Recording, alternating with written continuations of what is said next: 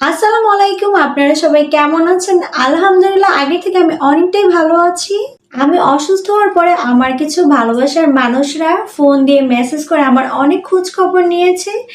তাদেরকে অনেক ধন্যবাদ জানাই। সবার নাম আমার পক্ষে বলা সম্ভব না, তাই ছোট একটা ভিডিওর মাধ্যমে তোমাদের সাথে শেয়ার করছি।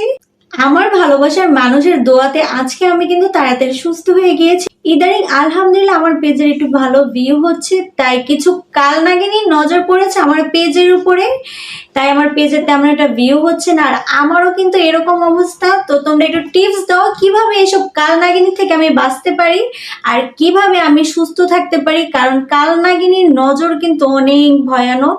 তো তোমরা সবাই আমাকে একটু টিপস দিও কিভাবে আমি এই কাল নাগিনী থেকে বাঁচতে পারি আর সুস্থ থাকতে পারি। আসলে বললে অনেক কথাই বলা যায়, আমি আজকে আর বেশি কিছু বলতে চাচ্ছি না।